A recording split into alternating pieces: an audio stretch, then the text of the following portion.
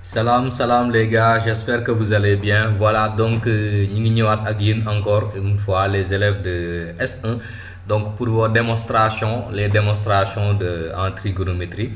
Comme on sait rek parfois moom nga daj ci yoo xam te ne voilà donc et je vous invite donc bu ngeen ci gisee ay démonstrations yoo xam te ne vraiment c'est intéressant envoyez ça dans le forum. Voilà, on est là pour nous entraider, donc nous ngi fi nekk pour jàppalante. Donc du coup si vous voyez quelque chose que vous ne comprenez pas rek vous pouvez balancer ça là-bas, même si parfois j'ai pas trop le temps. Encore une fois tamit maa ngi jégalu parce que beaucoup me disent que ñu ngi may envoyer message je réponds pas. Voilà, c'est pas parce que je réponds pas, des fois il y a tellement de messages que voilà je ne m'y retrouve plus moom moo tax quoi. Mais bon comme je le dis rek, si vous avez un souci mettez ça dans le forum, même si monsieur Ndiaye n'intervient pas. Voilà, donc vous verrez donc d'autres personnes qui seront là pour vous aider.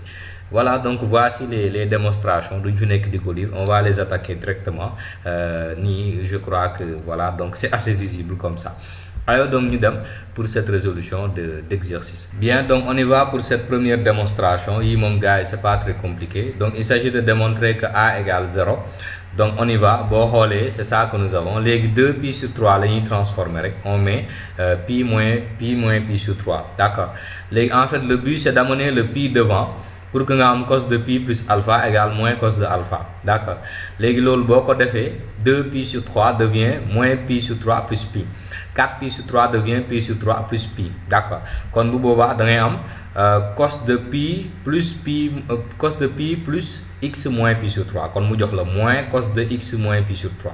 Après fi nga am cos de pi plus x plus pi sur 3, donc mu nekk moins cos de x plus pi sur 3, d'accord.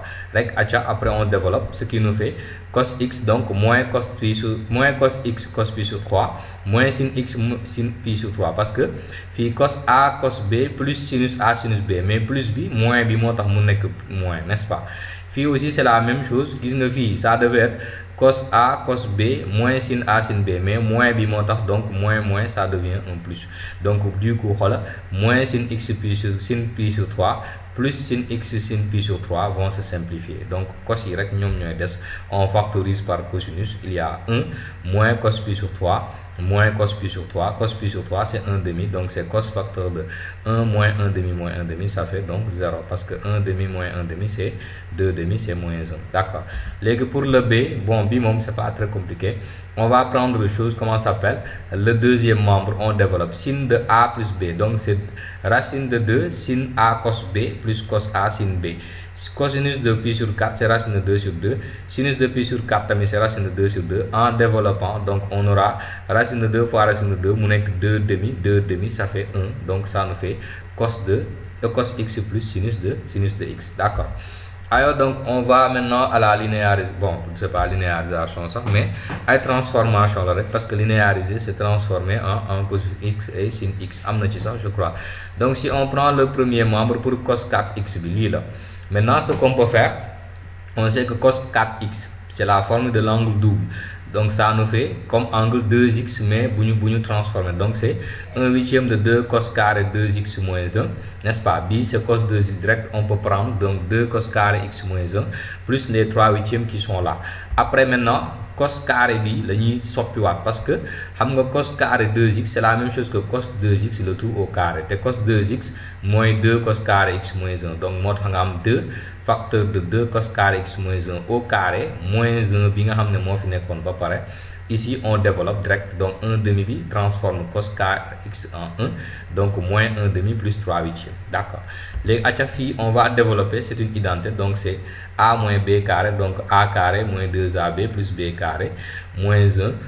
Après lii fii nekk, donc on laisse comme ça pour transformation après. Donc ici nous avons déjà cos 4x, on fait entrer 1/8, donc on a 1/8 ak 2 bi ça fait 1 quart facteur de la parenthèse ak 1/8 fois moins 1 ça fait moins 1/8, donc cos carré x fii 1 demi plus 3/8 égale 1/8, n'est-ce pas, parce que fii on multiplie par 4, ça nous fait moins 4 plus 3 égale moins 1 mu nekk moins 1/8, d'accord. Après je crois que xam nga fu ñu jëm, n'est-ce pas, parce que moins 1/8 daf lay jox moins 1 quart, mook 1 quart bi dañuy dañ. Après donc on développe, ce qui nous fera ici 4 bi day dañ, il reste cos 4x moins cos x carré, parce que fii 4 bi day dañ tamit, plus 1 quart plus cos x carré moins 1 quart comme nous l'avons dit. Donc ça, moins cos x carré plus cos carré x, donc il va rester cos 4x. Maintenant on prend le sinus 4x, donc on prend le second membre, on va faire les mêmes choses. Seulement la formule de l'angle double, au lieu de prendre le cosinus, on prend la version sinus, madame 1 moins 2 sin carré 2x. On va faire comme nous avons fait, donc on va changer 2 sin carré x, on n'est que 2 sin x cos x, le tout au carré. Après maintenant on développe, donc on va faire entrer le 1/8, donc ici sera moins 1 quart, facteur de ici, donc nous avons 4 plus 2, parce que 2 fois 2, chose comment ça s'appelle, 1/8, 1 quart, donc nous avons comme 1 quart, ici on a élevé au carré, donc le 2 devient 4, sin carré, cos carré, n'est-ce pas, plus maintenant, ici on a moins 1/2 plus 3/8, comme ça on a moins 1/8 directement, d'accord. Donc 1/8 moins 1/8, déjà ici en prenant le 1 quart, il va rester moins sin carré, beaucoup de moins sin carré les donne facteur de 1 moins sin carré, parce que cos carré c'est 1 moins sin carré, n'est-ce pas. Donc on transforme après pour avoir sin carré, donc là du coup moins sin carré plus sin 4x, n'est-ce pas, sin puissance 4x, donc moins sin carré plus sin carré, il va rester donc sin x à la puissance 4, c'est bon. On prend les deuxièmes démonstrations. Il s'agit de démontrer que S1 est égal à 0 et que S2 est égal à 2. Donc S1, on transforme direct. 3pi sur 8, c'est pi sur 2 moins pi sur 8. D'accord. Donc 5pi sur 8, c'est pi sur 2 plus pi sur 8. Parce que après ça va nous servir pour le S2. D'accord. 7pi sur 8, c'est pi moins pi sur 8. D'accord, donc on a transformé en prenant des pi sur 2 avec pi pour amener les lignes trigonométriques, bien sûr. Donc on a sin 8pi, sin pi sur 2 moins alpha, c'est cos alpha. Sin pi sur 2 plus alpha, c'est toujours cos alpha, d'accord, mais avec le moins, parce que cos pi sur 8, donc sin pi moins alpha égale sin alpha, du change de compte, on a sinus pi sur 8 moins sin pi sur 8, donc ça va simplifier et c'est égal à 0, d'accord. Pour S2, c'est pas très compliqué, vous comprendrez direct après, c'est très facile. B c'est sin carré, du changer, B ça devient cos carré, B comme c'est un moins, mais vous pouvez élever au carré, ça va donner cos carré tamit. B c'est moins sin, c'est sin, mais vous élever au carré, ça fera sin carré aussi, donc ça fera 2, parce que sin carré plus cos carré 1, cos carré plus sin carré 1, 1 plus 1 égale 2. Donc si on passe à la démonstration suivante, donc 2 sin A cos A égale sin A plus B plus sin A moins B. Donc là, c'est pas compliqué. Dans les développeurs, on développe et après on simplifie sin B cos A, sin A cos B, ça fait 2 sin A cos B. Donc on demande d'en déduire ça, donc c'est-à-dire ligne on développe, d'accord. Donc ligne nous sort 2 sin A cos B. Donc beaucoup amé pour ñetti yop. Après ce que tu vas faire, on applique la formule. Donc la formule égale sin A plus B, sin A moins B. Donc 2 sin pi sur 7 cos pi sur 7, c'est sin pi sur 7 plus pi sur 7, plus sin pi sur 7 moins pi sur 7. On fait la même chose pour tous les autres angles. Donc après donc on aura des simplifications, parce que ça va donner sin de 0 c'est 0, sin de 2 pi sur 7 mon est 4 ni. Tu as sin de pi sur 7 plus, donc ça fait sin 4 pi sur 7, d'accord. On a pi sur 7 moins 3 pi sur 7, donc ça fait moins 2 pi sur 7. On a 5 plus pi, ça fait 6 pi. On a pi moins 5 pi, ça fait moins 4 pi, d'accord. Et je rappelle que sin de moins alpha égale moins sin alpha. En appliquant moins sin alpha, donc vous voyez facilement que tous ces gars-là vont se simplifier. Il va rester finalement sin pi, 6 pi, sin 6 pi sur 7. C'est bon. On passe à la deuxième, donc cos pi sur 7 bi. Donc ce qui est plus simple, c'est de savoir que comme nous avons ça, c'est égal à 6 pi sur 7. 6 pi sur 7, c'est sin de pi moins pi sur 7, d'accord. Donc c'est ça qu'on va utiliser. 2 sin pi sur 7, donc là est égal à, parce que sin de pi moins alpha, c'est sin de pi sin de chose, comment ça s'appelle, c'est sinus de alpha. Dengue, kon, yi dañuy simplifier. Les sin pi sur 7 là vont se simplifier. Il va rester donc, voilà, donc cos de, parce que depuis 2 bi, de l'autre côté. Fi bok simplifier, il reste 2. Donc, bok simplifier, il va, plutôt bok simplifier, il reste 1. Tu amènes le 2, ça devient 1 demi. Donc, il va te rester la parenthèse, cos pi sur 7, cos 3 pi sur 7, cos 5 pi sur 7 égale 1 demi. Donc, boba, on sait que cos de 5 pi sur 7, c'est pi moins 2 pi sur 7. D'accord. Donc, à cos 3 pi sur 7, bien un moment fini déjà.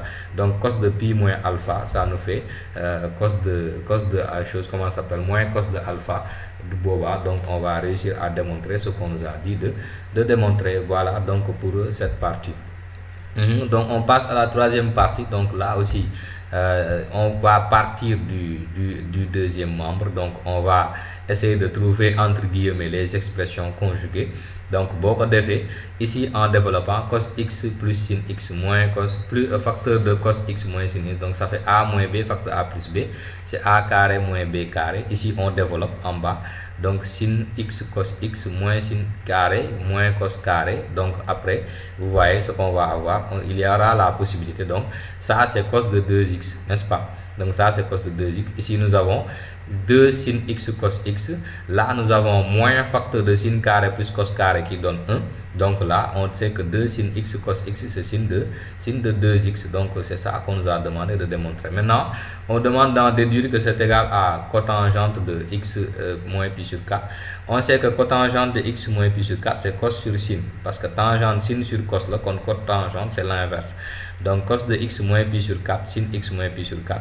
Donc, beaucoup développé, tu vas avoir cos x cos pi sur 4 plus sin x sin pi sur 4.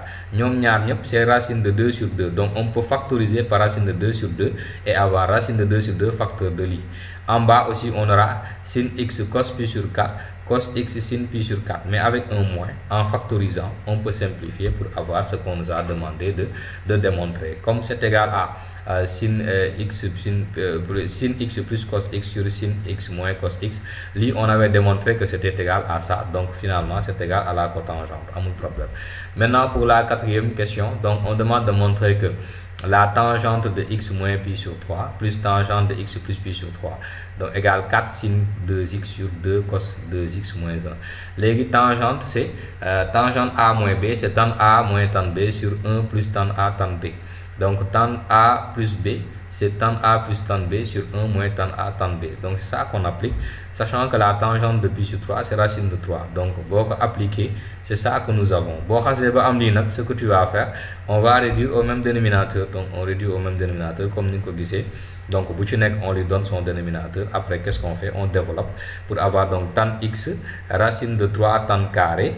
Ici, racine de 3 et 3 tan x. Ici aussi, on a tan x, racine de 3 tan x carré, tan carré plutôt x, plus racine de 3x plus 3 tan x.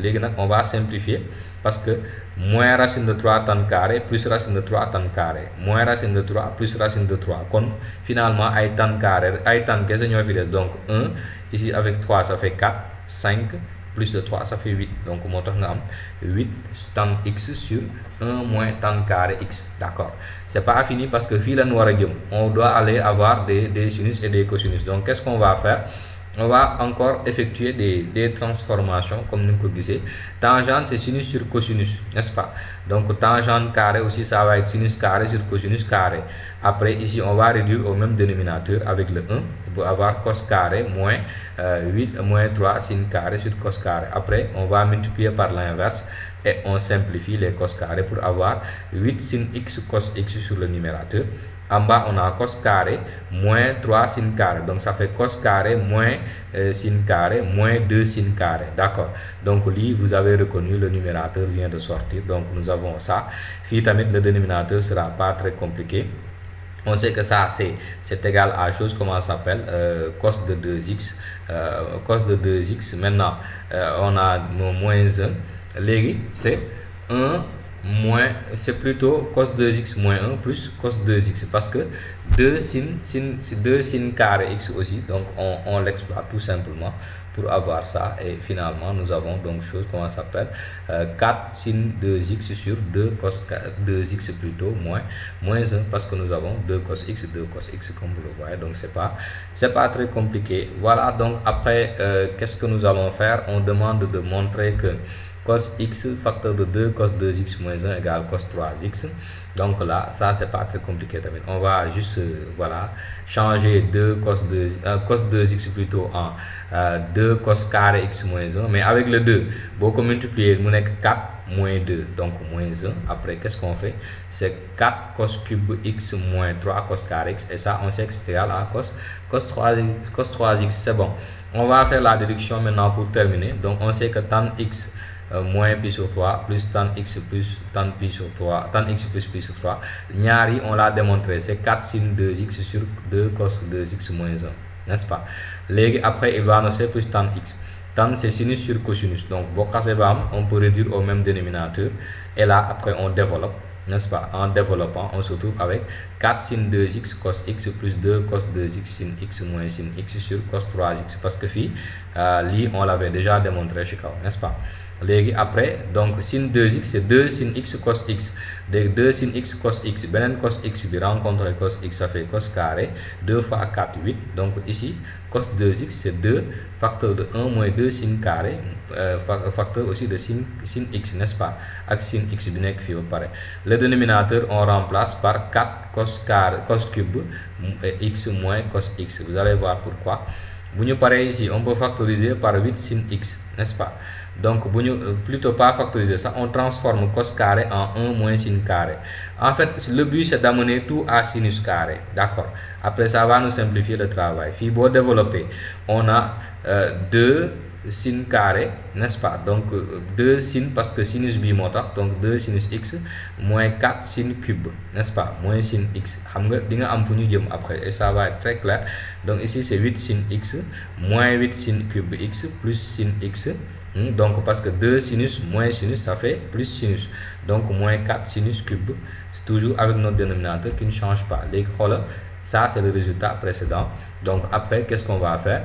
8 sin moins 8 sin moins 4 sin cube, donc ça fait moins 12 sin cube, plus 8 sinus plus sinus, ça fait 9 sinus. On factorise par 3. Bon, factoriser par 3 sinus, il va rester moins 4 sinus carré plus 3. Léegi lii ngay transformer, parce que gis nga 3 tan x bi génn na. Donc on transforme ça en cosinus et on règle le problème. Donc comme vous le voyez, sin carré c'est 1 moins cos carré. En manipulant, donc facilement on retrouve 4 cos carré moins 1 sur 4 cos carré moins 1 avec 3. Donc ça fait 3 tan x. Voilà les gars pour la démonstration par 2. Donc j'espère que la vidéo va vous aider. D'ici là, portez-vous bien. À bientôt pour de nouvelles vidéos scientifiques.